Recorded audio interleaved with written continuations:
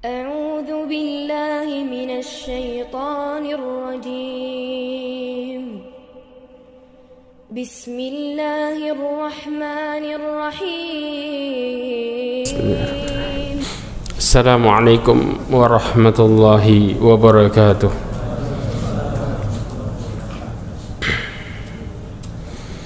إن الحمد لله نحمده ونستعينه ونستغفره ونستهديه ونعوذ بالله من شرور أنفسنا ومن سيئات أعمالنا من يهده الله فهو المهتد ومن يضلل فلن تجد له وليا مرشدا. أشهد أن لا إله إلا الله وحده لا شريك له وأشهد أن محمدا عبده ورسوله بلغ الرسالة وأدى الأمانة ونصح الأمة وتركها على محجة البيضاء ليلها كنهارها لا يزيغ عنها إلا هالك. أما بعد معاشر المؤمنين rahimani wa rahimakumullahu jami'an. Alhamdulillah, kita bersyukur kepada Allah Subhanahu wa ta'ala dengan segala nikmat yang Allah berikan kepada kita, baik berupa nikmat yang menyenangkan ataupun nikmat yang tidak mengenakan. Semua merupakan nikmat dari Allah Subhanahu wa ta'ala. Karena Rasulullah sallallahu alaihi wasallam menjelaskan tentang kehidupan orang mukmin, kehidupan mereka dipenuhi dengan keajaiban.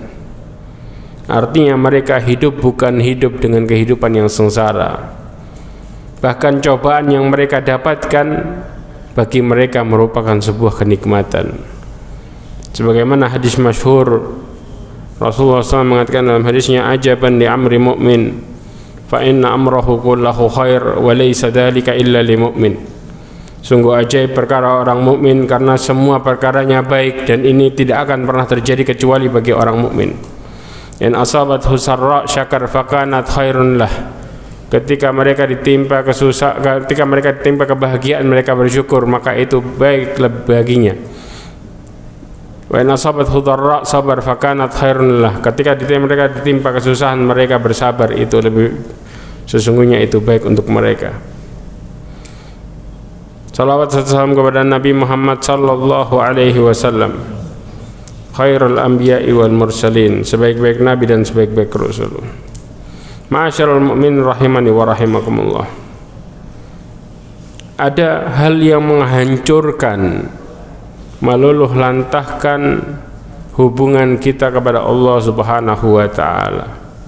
Walaupun secara zahir orang tersebut melakukan ketaatan, namun ketika mereka melakukan satu hal ini, maka ketaatannya hancur, tiada nilainya di mata Allah Subhanahu wa ta'ala. Walaupun secara zahir mereka selalu ada dalam panggilan Allah Subhanahu wa ta'ala, namun ketika ada dalam dirinya satu perkara ini, maka Allah hancurkan ketaatannya. Allah hanya berikan sesuai dengan apa yang Dia inginkan, tanpa memberikan dia keutamaan negeri akhirat. Apa itu? Ketika seorang melakukan ketaatan namun dia ingin dunianya baik dan dia lupa tentang tujuan akhiratnya. Berapa banyak orang-orang yang ditimpa musibah, kemudian mereka mulai sadar dan mendekatkan diri kepada Allah, namun niatnya salah. Mereka ingin supaya musibahnya cepat terangkat, dan mereka ingin dunianya kembali baik seperti semula. Itu merupakan sebuah niatnya yang besar. Hal ini terlihat dari luar sebuah kebaikan, namun dari dalam bukan kebaikan sama sekali. Karena Allah Subhanahu wa ta'ala mengancam orang-orang yang melakukan hal seperti ini. Di dalam Al-Quran surat Hud ayat 15 sampai 16 Allah berfirman, "Man kana yuridul hayatad dunya wa zinataha nuwaffi ilaihim a'malahum fiha wa hum fiha la yubkhasun." Kata Allah Subhanahu wa taala, barang siapa yang menghendaki kehidupan dunia serta perhiasannya, nuwaffi ilaihim, kami akan berikan kepada mereka balasan amalnya, a'malahum fiha wa hum fiha la yubkhasun, mereka nggak bakal rugi. Artinya apa? Niat tentang dunianya Allah berikan semua, tapi bagaimana tentang akhiratnya? Bagaimana nasibnya di akhirat? Kemudian Allah mengatakan, ulaikal ladzina laisa lahum fil akhirati illan nar. Allah mengatakan mereka di negeri akhirat tidak mendapatkan kecuali neraka, kecuali, kata Allah. Kenapa?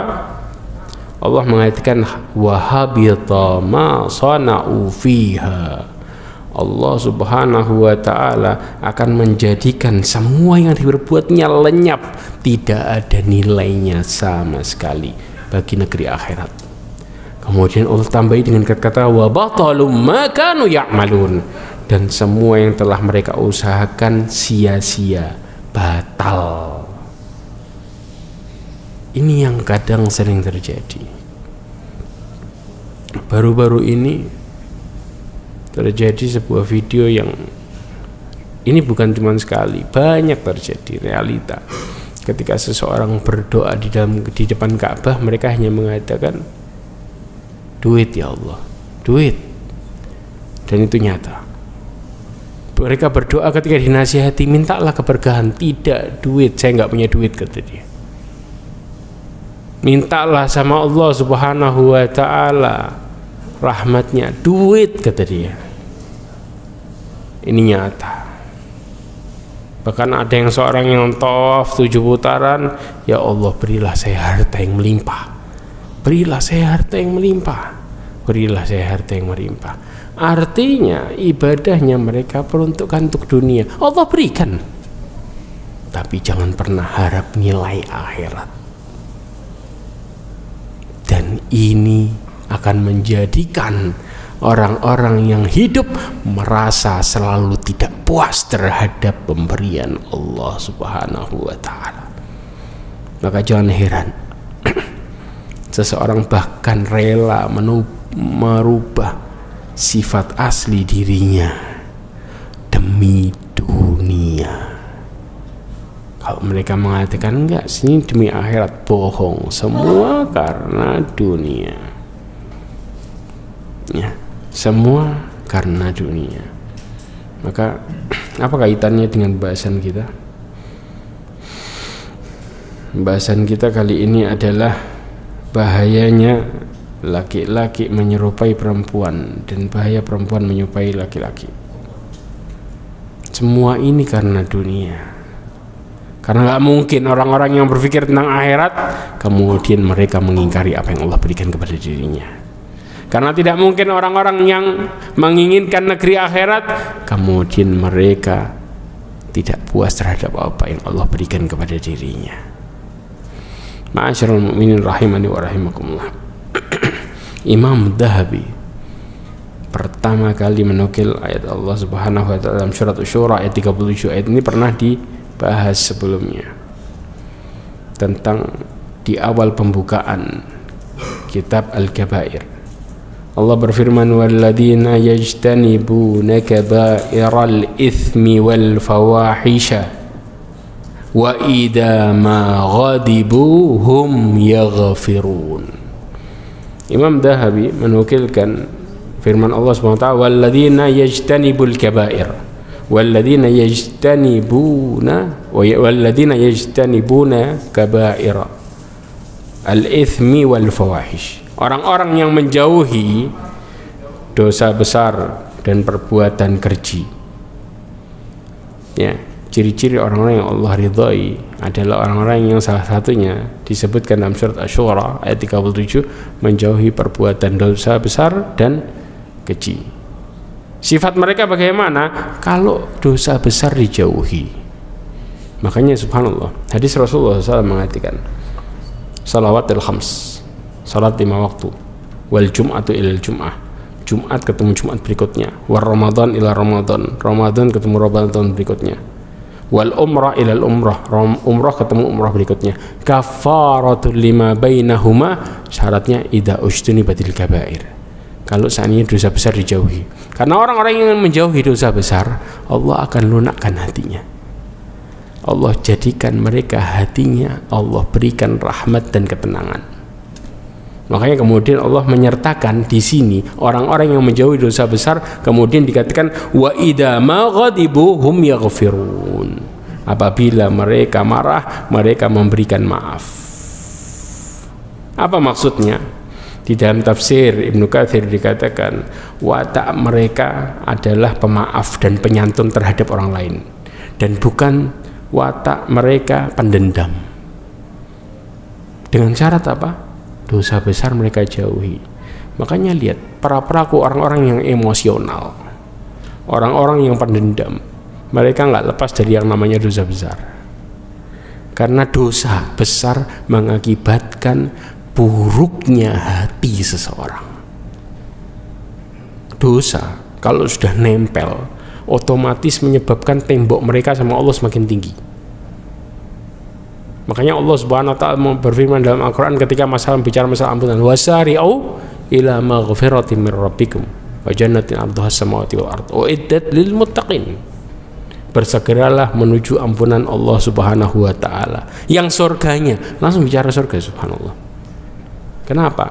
Kalau dosa, terutama dosa besar, karena dosa kecil itu Allah mudah maafkan, mudah hapus. Dengan apa? Rasulullah SAW mengatakan wa atbi'is sayyi'atal hasanata tamhuha. Ikutilah as-sayyi'ah, di sini dosa kecil, dengan kebaikan, niscaya dia akan menghapuskannya. Wa khaliqin nasa bi khuluqin hasan. Bergaulilah manusia dengan akhlak yang baik. Sebelum bicara tentang masalah pergaulan dengan akhlak yang baik, kita harus bagaimana membersihkan diri kita dari dosa. Baru keutamaan datang. Ya, Allah Subhanahu wa taala juga mengatakan dalam Al-Qur'an di dalam surat Al-Baqarah. Allah Subhanahu wa taala berfirman, wallahu ya'idukum maghfirata wa fadla. Allah mengatakan Allah mempersiapkan bagi kalian ampunan dan keutamaan. Artinya ketika dosa kita rontok, Allah berikan kita kemudahan, keutamaan, ketenangan, itu berentet nanti. Tapi kalau dosa besar terjadi dalam diri kita, kemudian kita belum bertobat, nah ini dia. Ini bumerang besar. Munculnya permasalahan hidup bertubi-tubi karena itu. Karena Allah berfirman, berikrar, kita tahu tuh ayat, ma asabakum min musibatin fabima kasabat aydikum wa ya'fu an katsir. Berarti semakin besar dosa kita, semakin masalah datang terus, semakin hati kita gersang. Allah mengatakan fa innalahu ma'isyatan dhanka, hidup mereka di dunia sempit. Kenapa? Dikatakan Allah cabut ketenangannya. Lihat di dalam tafsir Ibnu Katsir, dohir mereka, kata Ibnu Katsir, walaupun rumah mereka mewah yang mereka suka, pakaian yang mereka mau punya, makanan yang mereka mau sedia, tapi hati mereka sempit, hati mereka hancur. Lihat, makanya kondisi orang yang seperti ini, mereka tidak akan pernah menutup masalah dengan solusi yang sebenarnya, tapi menutup masalah dengan hawa nafsu. Artinya masalah dengan masalah. Ini efek. Ma'asyiral mu'minin rahimani wa rahimakumullah. Kemudian ayat di atas menunjukkan keburukan dosa besar secara umum dan kebaikan orang yang menjauhinya. Kenapa? Allah Subhanahu wa taala berfirman dalam surat Al-Anfal ayat 24. Orang yang dalam posisi melakukan dosa besar, mereka yang tidak taat aturan Allah, maka hidup mereka bukan seperti manusia. Kira-kira hidup mereka seperti apa? Lawannya manusia apa? Persis. Persis. Allah Subhanahu wa taala berfirman, "Ya ayyuhalladzina amanu istajibu lillahi walirrasuli idza da'akum lima yuhyikum." Wahai orang-orang yang beriman, jawablah panggilan Allah dan Rasulnya apabila menyeru kepada kalian terhadap sesuatu yang akan menghidupkan kalian. Berarti apa? Orang-orang yang menyelisih panggilan tersebut sebenarnya mereka mengarahkan dirinya pada kematian yang terjadi dalam jiwanya sebelum jasadnya mati.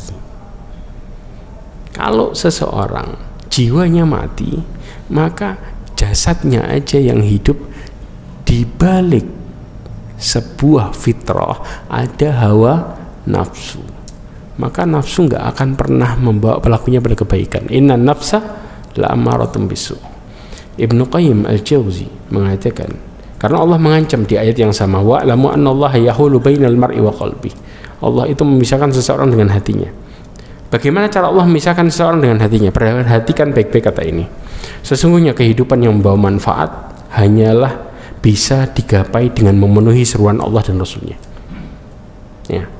Barang siapa yang tidak muncul pada dirinya sikap memenuhi atau patuh seruan tersebut, maka tidak ada kehidupan sejati padanya.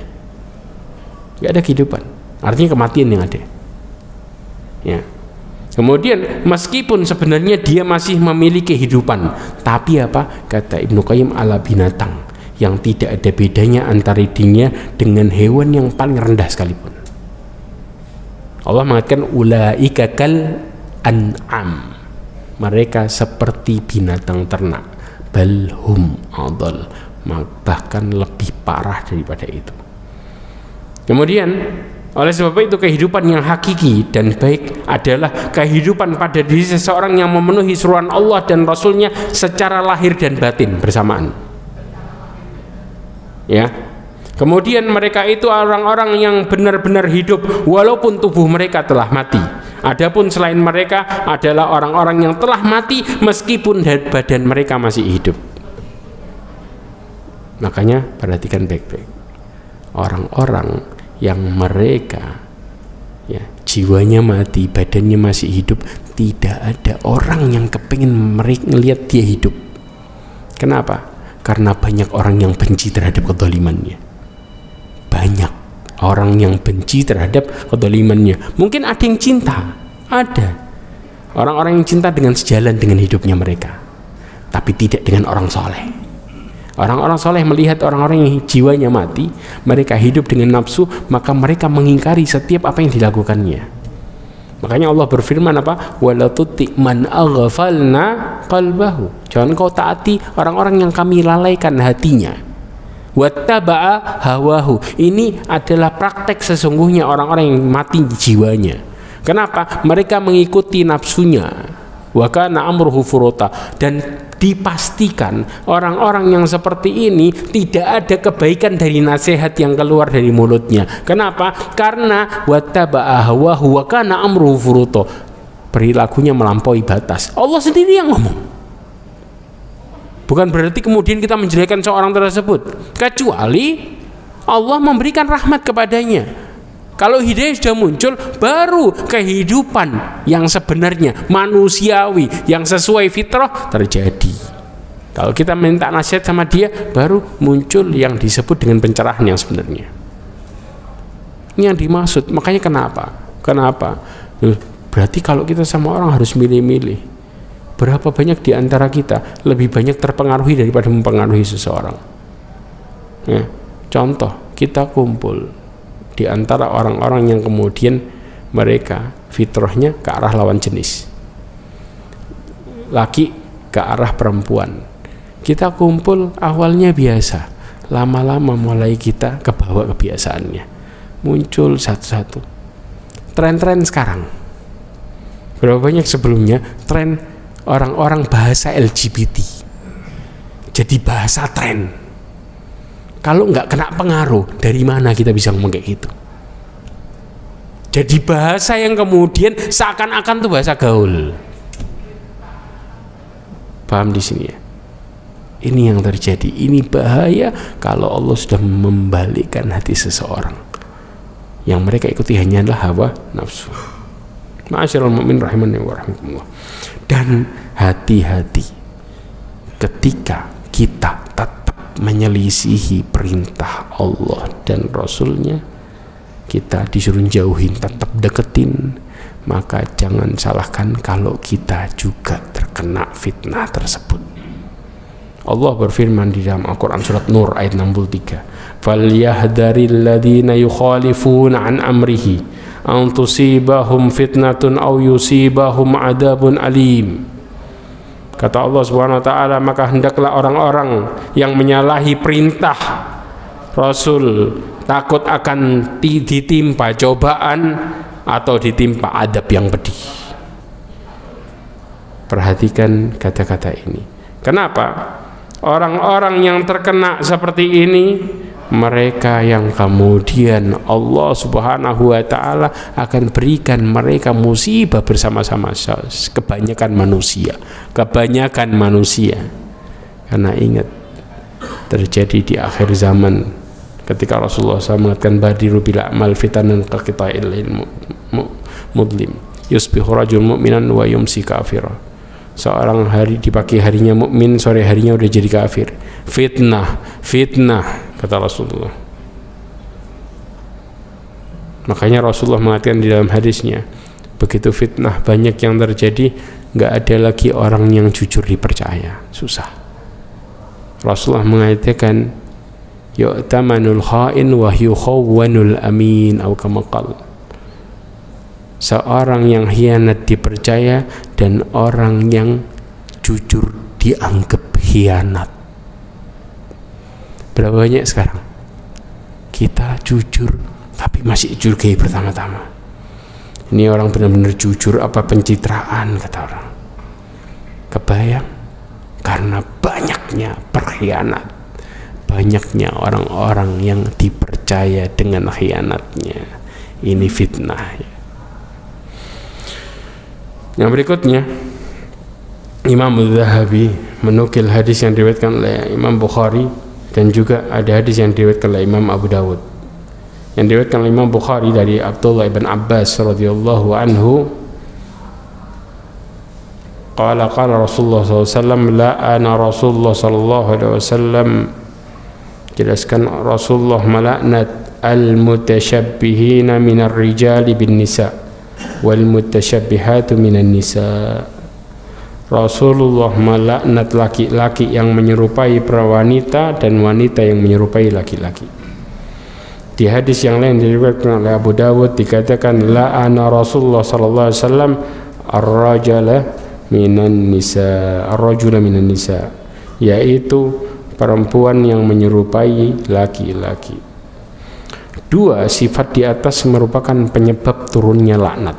Makanya Rasulullah selalu menyebutkan laknat.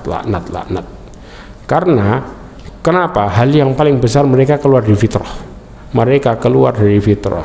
Syekh Abu Muhammad Ibn Abu Hazm rahimahullah menerangkan, wal hikmatu fil la'n min man tashabbah ikhrajuhu syai' an as-sifah allati wasafaha alaihi ahkamul hukama wa qad asyara ila dhalika fil la'n al-wasalat biqawli mughayyirati khalqallah.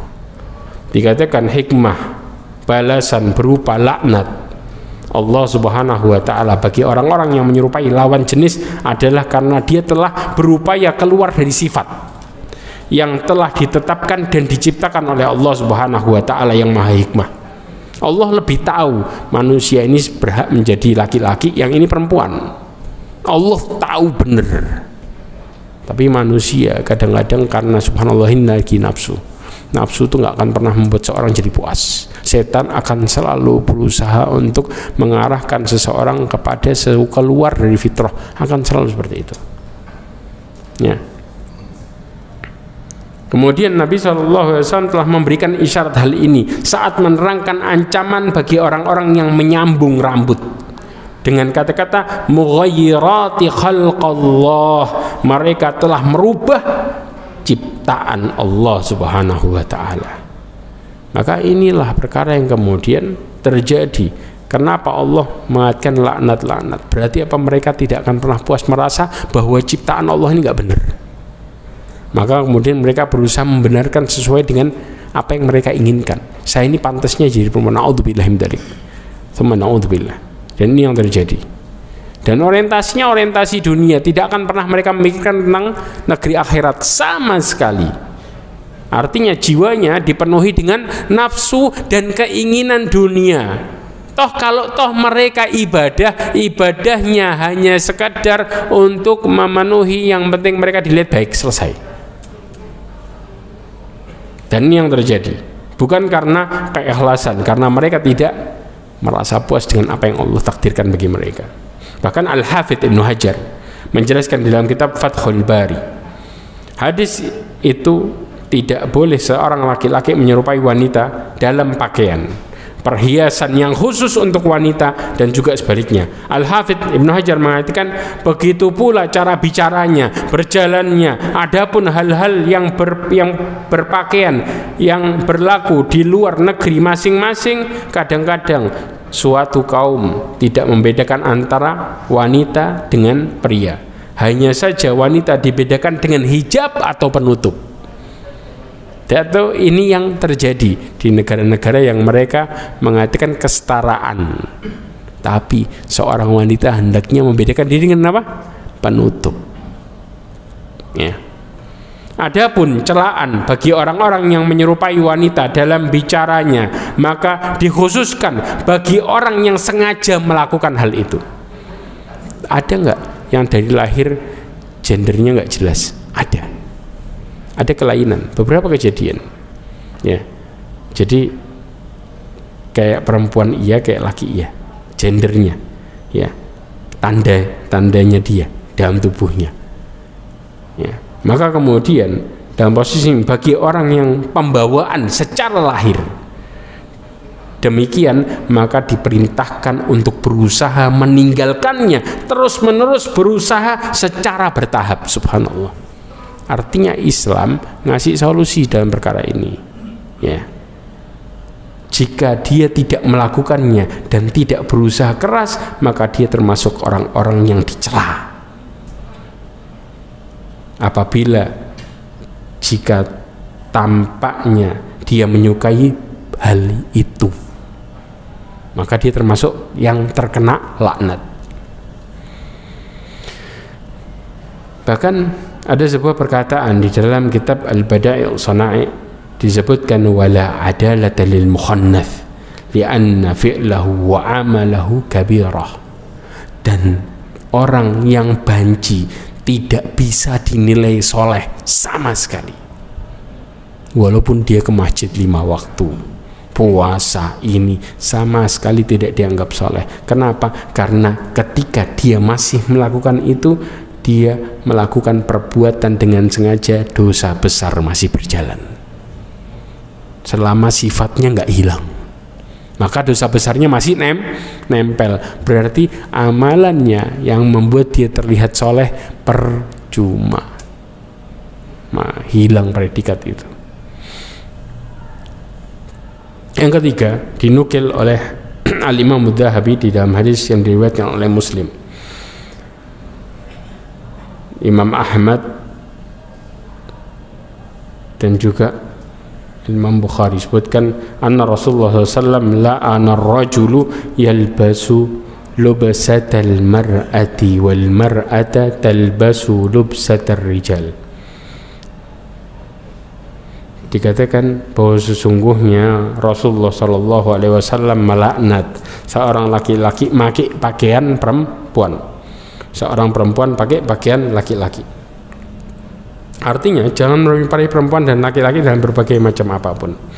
Al-Imam Mawardi menukilkan, diriwayatkan dari Imam Ahmad Ibn Hanbal, menyebutkan penghasilan orang banci adalah kotor murni 100%. Sebab itu ia mendapatkan uang lewat nyanyi, dan orang banci tidaklah menyanyikan syair-syair yang mengajak untuk zuhud, enggak akan. Mereka menyanyi seputar cinta, asmara, atau meratapi kematian. Subhanallah. Dan itu yang terjadi. Putar-putarnya ke arah situ dan benar. Ya, nggak ada kemudian ingat akhirat mati. Kalau dia ingat akhirat mati, dia nggak akan pernah memposisikan dirinya seperti itu. Otomatis dia juga ingat dia ini terlaknat. Harusnya dia duluan yang kemudian memperbaiki diri sebelum mereka menasihati dengan kata-kata tersebut. Ya. Juga dijelaskan bahwa Imam Ahmad rahimahullah menganggap penghasilan seorang banci sebagaimana sesuatu yang dibenci sama Allah SWT, makruh. Sedangkan laki-laki muslim dilarang menggunakan pakaian sutra, masuk dalam pakaian pun. Kenapa? Itu pakaiannya wanita. Sampai Rasulullah SAW mengatakan dalam hadisnya yang diriwayatkan oleh Ibnu Hibban, ya. Kemudian hadis ini disahihkan, disebutkan man labisal harira fid dunya lam yalbashu fil akhirati wa in dakhalal jannata labisahu ahlul jannah wa lam yalbashu huwa. Rasulullah SAW mengatakan barang siapa yang memakai sutra di dunia, maka Allah tidak akan memberikan pakaian tersebut di akhirat. Walaupun dia masuk surga, ahli surga memakai sutra, dia nggak bakal pakai. Ini ancamannya Allah Subhanahu wa Ta'ala. Yang lainnya menikmati, dia sudah selesai itu. Padahal mereka menikmati selamanya dengan pakaian yang jauh lebih indah dan nikmat daripada di dunia. Tapi Allah nggak kasih orang-orang yang melanggar itu walaupun masuk surga.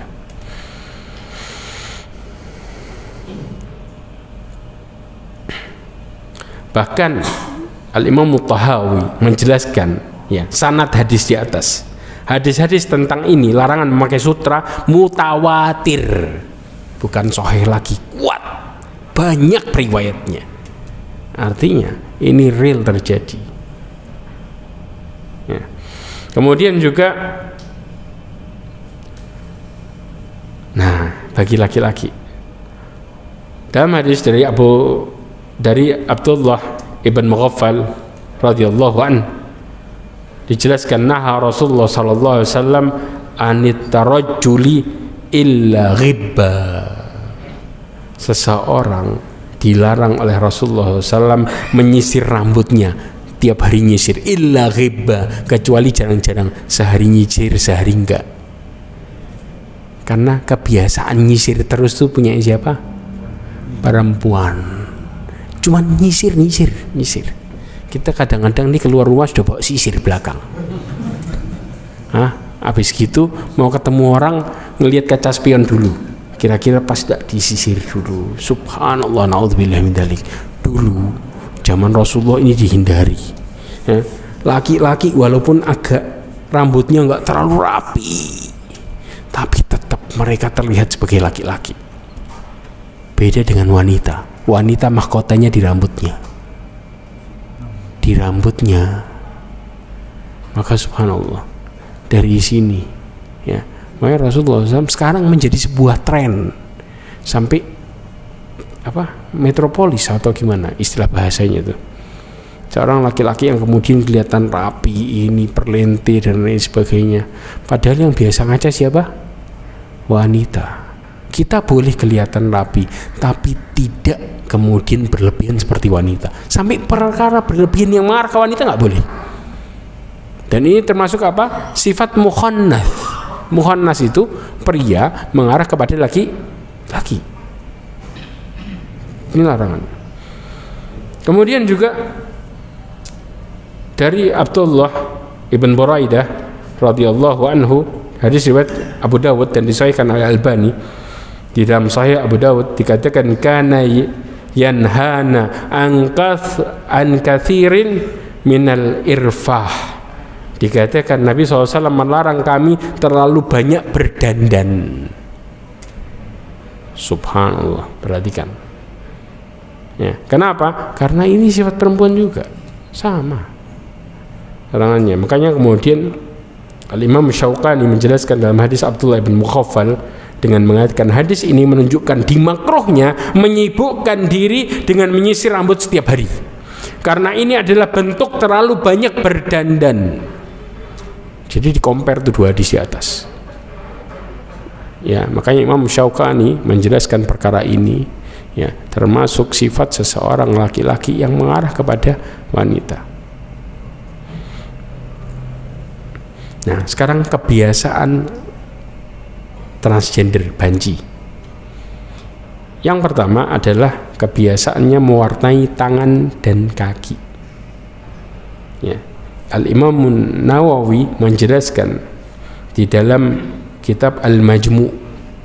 Ya, kitab ini luar biasa tentang perkara masalah fikih. Mewarnai kedua tangan dan kaki dengan henna atau pacar, ya, dianjurkan bagi wanita yang bersuami. Hal ini berdasarkan sejumlah hadis yang masyhur dalam bab ini. Akan tetapi ia haram bagi kaum laki-laki kecuali bila digunakan sebagai obat dan semisalnya. Laki-laki pakai pacar itu biasanya buat apa? Mewarnai rambut yang putih, dan ini diperbolehkan. Mewarnai rambut yang putih boleh, tapi tidak dengan warna hitam. Dan biasanya mereka pakai apa? Pakai henna untuk kemudian menutupi perkara ini. Nah, salah satu dalil yang menunjukkan keharamannya adalah sabda Nabi SAW dalam hadis sahih bahwa Allah melaknat kaum laki-laki yang menyerupai perempuan dan kaum perempuan yang menyerupai laki-laki. Demikian pula dalam hadis Anas ibn Malik bahwa Nabi SAW melarang orang laki-laki menggunakan za'faran. Tahu za'faran? Safron. Ya, hadis yang diriwayatkan oleh Bukhari Muslim.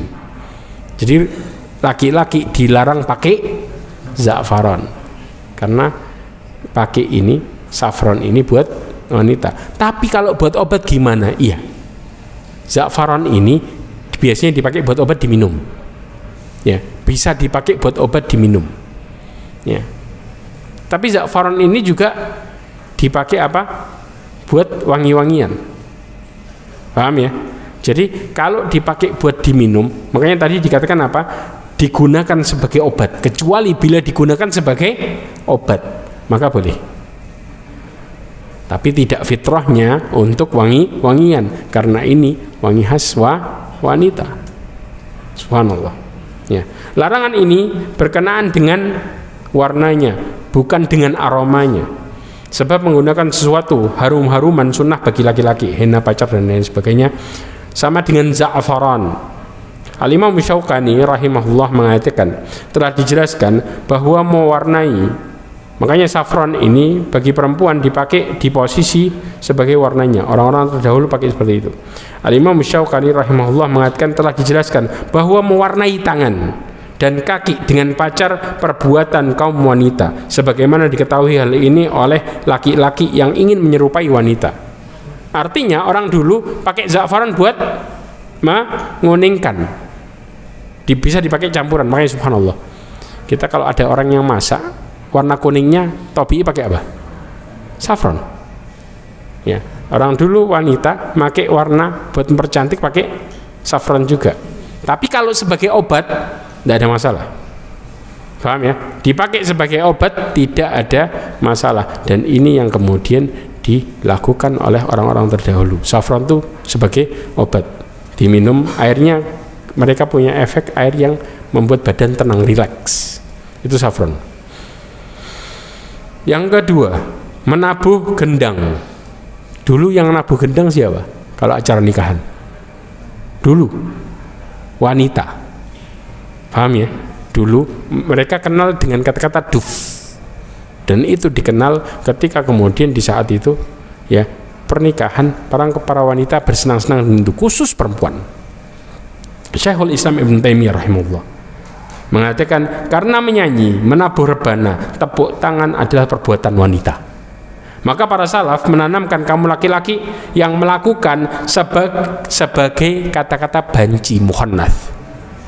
Laki-laki yang melakukan itu dicap seperti itu karena itu kebiasaan wanita di zamannya. Artinya sekarang ini ketika kebiasaan wanita terjadi kemudian dipakai buat laki-laki, maka laki-laki itu dipakai sebagai kata-kata muhannas atau banci. Apapun itu. Banyak nggak kira-kira? Banyak. Kebiasaan wanita yang kemudian kadang-kadang laki juga ikut. Dari bahasanya juga kita nggak boleh ikut. Ya. Mereka menanamkan para penyanyi sebagai kaum banci. Ini sangat populer dalam ucapan mereka di dalam Majmu' Fatawa. Menyanyi, Syekhul Islam Ibnu Taimiyah rahimahullah mengatakan salah satu perbuatan muhdats, perkara yang baru yang diadakan oleh mereka ialah mendengarkan nyanyian para banci yang terkenal dengan biduan orang-orang fasik dan pezina. Atau terkadang mereka mendengarkan nyanyian bocah-bocah kecil yang berwajah tampan, yang nggak ada jenggotan, ya, orang disebut apa? Amrod, ya. Subhanallah, setannya lebih banyak daripada perempuan, serius. Setannya lebih banyak daripada perempuan, makanya wajah itu dia dipakai. Atau kaum wanita jelita, sebagaimana kebiasaan pengunjung tempat-tempat hiburan. Ini fatwa Syekhul Islam Ibnu Taimiyah. Artinya dulu sudah terjadi perkara ini. Na'udzubillah min dzalik. Sekarang terjadi nggak banyak nggak banci-banci kemudian jadi nyanyi? Banyak. Dan mereka terkadang apa? Lebih meriah, lebih senang. Na'udzubillah min dzalik. Ini yang terjadi. Nafsu. Berjoget. Nah, berjoget yang bagaimana? Menurut mazhab Hanafi, orang yang menghalalkan berjoget adalah kafir. Yang dimaksud joget di sini adalah melakukan gerakan miring ke sana kemari, disertai dengan membungkuk dan mengangkat badannya dengan cara tertentu. Kita tahu joget megal-megal dan lain sebagainya. Ini laki apa perempuan? Perempuan. Orang yang menghalalkan berarti mereka melanggar hukum Allah. Maka kenapa disebut kafir? Karena salah satu penyebab seorang keluar dari agama adalah mereka menghalalkan apa yang Allah haramkan. Jelas. Kemudian madhab ulama Syafi'iyah, berjoget tidak diharamkan kecuali jika gerakannya lemah gemulai seperti orang banci. Ini Syafi'iyah di dalam kitab Al-Minhaj oleh Imam Nawawi. Sedangkan menurut ulama Malikiyah dan Hanabilah, berjoget hukumnya makruh. Ya. Kemudian Al-Imam As-San'ani rahimahullah mengatakan berjoget, bertepuk tangan adalah kebiasaan orang fasik dan bejat, bukan kebiasaan orang yang mencintai Allah dan takut kepadanya. Ya. Dua-duanya barengan nih. Ya. Makanya subhanallah, lihat para ulama madhab semua mengingkari secara total bareng-bareng tentang perkara ini. Kenapa? Karena menyerupai wanita. Sampai kebiasaannya pun nggak boleh. Ya, kan nggak pakai pakaiannya, sama aja. Sifatnya juga dilakuin. Istilahnya seperti itu. Kenapa? Salah satu tujuan setan menggoda manusia adalah merubah ciptaan Allah. Allah Subhanahu wa taala berfirman di dalam surat An-Nisa ayat 118 sampai 119. Kata Allah Subhanahu wa taala, "Wala amurannahum falyughayyirunna khalqallahi. Wa may yattakhidhish syaitana waliyan min dunillah faqad khasira khusranan mubina." Allah menjelaskan, dan mereka akan suruh, dan akan aku suruh mereka. Ini kata apa? Iblis. Merubah ciptaan Allah, kata iblis. Lalu benar-benar mereka merubahnya. Barang siapa yang menjadikan setan sebagai pelindung selain Allah, maka sesungguhnya ia akan menderita kerugian yang nyata. Lalu bagaimana hukuman? Masih ada waktu sedikit. Kita masuk ke dalam hadis berikutnya yang kelima. Sinfan dinukil oleh Imam Adz-Dzahabi yang diriwayatkan oleh Muslim, sinfan min ahlin nar lam arahuma qaumun ma'ahum siyad ka'adna bil baqar yadribuna bihan nas. Yang pertama, ada dua golongan ahli neraka yang aku belum pernah melihatnya. Berarti apa? Belum pernah terjadi zaman itu. Yang pertama apa? Orang-orang yang membawa cambuk seperti ekor sapi. Cambuk itu dipakai apa? Cambuk itu mereka pakai untuk mencambuki manusia, orang-orang. Ya, dipakai buat kedzaliman. Kemudian yang kedua, golongan kedua, nisaun kasiyatun ariyatun mumillatun ma'ilatun ru'usuhunna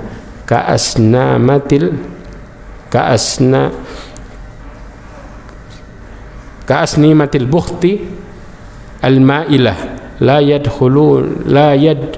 yadkhulnal jannah wa la yajidanna rihaha wa inna rihaha yujadu min masirah kada wa kada. Dikatakan yang kedua adalah wanita yang berpakaian tetapi telanjang, yang cenderung tidak taat kepada Allah, yang kemudian mengajarkan orang lain untuk meniru perbuatan mereka. Mengajarkan orang lain untuk meniru perbuatan mereka. Ini wajib syahidnya di sini. Kemudian kepala-kepala mereka seperti punuk onta yang miring. Tahu ya? Tahu kenapa punuk onta yang miring? Disanggul. Kumpulnya, rambutnya dikumpulin kemudian taruh di ini. Terjadi enggak? Oh, banyak. Ini Rasulullah SAW mensifati dengan sifat ini. Kalau kita kemudian mengingkari, maka kita mengingkari apa yang Rasulullah larang. Sudah jelas. Ya. Kemudian mereka tidak akan masuk surga dan tidak mencium baunya, padahal baunya tercium dari jarak sekian-sekian. Ya, dari jarak yang jauh terciumnya, sekian puluh tahun. Kemudian Imam Nawawi dalam kitab Al-Minhaj menjelaskan yang dimaksud memakai pakaian tetapi telanjang. Ada 3 pengertian. Pengertian yang pertama adalah mereka yang mendapatkan nikmat Allah tetapi tidak mau bersyukur. Pengertian yang kedua adalah wanita yang menutup sebagian tubuhnya kemudian buka sebagian yang lain. Pengertian yang ketiga adalah wanita yang memakai pakaian tapi tipis sampai warna badannya kelihatan. Warna badannya doang. Loh, dari luar kelihatan itu sudah kena. Apalagi sampai bentuk. Ya. Yang kedua wanita yang ma'ilat, mumilat. Yang dimaksud adalah di sini tidak taat pada Allah dan tidak mau menjaga yang mesti dijaga darinya. Yaitu apa? Mereka mengajarkan yang lain untuk berbuat sesuatu yang tercela. Yang kedua, pengertiannya adalah berjalan sambil memakai wangi-wangian dan berjalan sambil menggoyangkan kedua pundaknya atau bahunya. Ya. Pakai wangi-wangian, tercium melawan jenis. Siapa yang kena dosa di sini? Yang pertama yang sumbernya kena dosa. Kemudian lawan jenisnya kalau kemudian berpikir jelek juga kena dosa sama. Tapi sumbernya kena. Karena dia menjadi penyebabnya. Kemudian pengertian yang ketiga adalah wanita yang biasa menyisir rambutnya hingga bergaya sambil berlenggak-lenggok bagai wanita nakal. Ini yang dikatakan oleh Imam Nawawi. Kemudian yang ketiga adalah wanita yang kepalanya seperti punuk onta yang miring adalah wanita yang sengaja memperbesar kepalanya dengan mengumpulkan rambutnya di atas kepalanya dijadiin satu. Itu yang disebut dengan seperti punuk onta yang miring. Hukuman bagi banci. Perhatikan baik-baik. Ada 6. Yang pertama, orang banci dilarang keras dijadikan imam sholat, larangan keras. Ya, kecuali nggak ada satupun yang bisa, sama sekali kepepet. Ya, sampai Al-Imam Zuhri, ya, qala Zuhri la nara ayyusalla khalfal mukhannathi illa min daruratin la budda minha. Ini diriwayatkan oleh Bukhari. Disebutkan Imam Zuhri berkata, kami tidak membenarkan sholat bermakmum di belakang seorang banci kecuali kepaksa. Sudah nggak ada yang lainnya sama sekali, baru. Kalau nggak ada yang lainnya, tiba-tiba muncul satu orang, tetap satu orang itu harus dimajuin dan bancinya harus dimundurin. Yang kedua, dia dilaknat oleh Rasulullah SAW, Allah dan Rasulnya. Sebagaimana hadis yang tadi disampaikan, la'ana Rasulullah SAW al-mutasyabbihina minar rijali bin nisa wal mutasyabbihati minan nisa bir rijal. Allah melaknat laki-laki yang menyerupai perempuan, perempuan menyerupai laki-laki. Kemudian usir mereka dari rumahnya. Yang ketiga, diusir dari rumahnya. Sebagaimana dikatakan dalam hadis yang diriwayatkan oleh Bukhari, la'ana Nabi sallallahu alaihi wasallam mukhannathina minar rijal wal mutarajjilat minan nisa qala akhrijuhum min buyutikum. Rasulullah melaknat laki-laki perempuan laki-laki menyerupai perempuan, perempuan menyerupai laki-laki. Kemudian Rasulullah mengatakan, keluarkan mereka dari rumah kalian. Kemudian wa akhraja fulanan wa akhraja Umar fulanan. Maka Rasulullah mengeluarkan seseorang dari rumahnya, Umar bin Khattab mengeluarkan seseorang dari rumahnya. Karena banci. Yang keempat adalah diasingkan, harus sebagai hukuman bagi mereka, az-zajr. Ya, anna Nabi sallallahu alaihi wasallam utiya bi muhannath qad ghadhaba yadayhi wa rijlaihi bil hina faqala an-nabi sallallahu alaihi wasallam ma balu hadha faqila ya Rasulullah yatashabbahu bin nisa'i fa amara bihi fanufiya ila naqi'i faqalu ya Rasulullah afala naqtuluh faqala inni nuhitu an qatlil musallin. Sahabat sampai ngasih saran apa? Enggak dibunuh aja dah. Ini sarannya sahabat. Sampai jeleknya, pernah didatangkan kepada Rasulullah SAW seorang banci yang mewarnai kuku tangan dan kakinya, mewarnai, ya. Kemudian apa? Maka Nabi SAW bertanya, ada apa dengan orang ini? Para sahabat menjawab, wahai Rasulullah, orang ini menyerupai wanita. Menyerupai wanita dengan apa? Dalam mewarnai. Maka kemudian beliau memerintahkan agar orang tersebut dihukum. Maka orang itu diasingkan ke suatu tempat yang bernama Naqi. Para sahabat bertanya, wahai Rasulullah, tidakkah kita membunuhnya saja? Apa jawab Rasulullah? Aku dilarang untuk membunuh orang yang sholat. Ini laki ini sholat, tapi nyerupai, ngapain, ngecat kuku sama tangan kaki. Sama Rasulullah diasingkan, asingkan dia. Selesai. Na'udzubillah. Hadis riwayat Abu Daud. Kemudian seorang banci haram hukumnya melihat aurat wanita, walaupun dia kewanita-wanitaan, tetap haram. Ya. Dari Hisham Ibn Urwah dari bapaknya bahwa ada seorang banci berada di samping Ummu Salamah, istri Nabi SAW. Dia berkata kepada Abdullah Ibn Abu Umayyah, dan Rasulullah SAW mendengarkan, wahai Abdullah, jika kelak Allah membukakan Taif untukmu, maka akan saya tunjukkan kepadamu anak perempuan Ghailan. Sesungguhnya dia akan tampak dari depan 4, dari belakang 8. Kemudian Rasulullah SAW mengatakan, jangan sekali-sekali mereka masuk menemui kalian. Artinya apa? Gak boleh, ya, gak boleh kemudian apa? Mereka ini melihat lawan jenisnya sama sekali. Nah, lalu kalau banci ini sampai melakukan hubungan sesama jenis, apa yang terjadi? Rasulullah SAW mengatakan dalam hadisnya, man wajadtumuhu ya'malu amala qauma lutin faqtulul fa'il wa maf'ul labih. Dikatakan, kalau barang siapa yang diantara kalian melihat seorang melakukan amalnya kaum Nabi Lut, maka bunuhlah pelaku beserta korbannya. Tahu kenapa? Karena nanti korbannya bakal jadi pelaku juga. Ini penyakit ngeri dan mengeril. Naudzubillah min dzalik. Rata-rata orang-orang yang jadi pelaku sebelumnya korban, ya, kemudian mereka jadi pelaku, ya, dan ini penyakit. Sampai dikatakan ada yang berpendapat hukumannya bagaimana? Sebagaimana yang dilakukan oleh Allah SWT, dijatuhkan dari gunung dengan posisi terbalik, kepala duluan lalu jatuh. Kenapa? Karena Allah Subhanahu wa ta'ala menghukum kaum Nabi Lut, tanahnya diangkat kemudian dibalik, kemudian ditimpakan seperti ini. Dan itu yang terjadi. Na'udzubillahi min dzalik.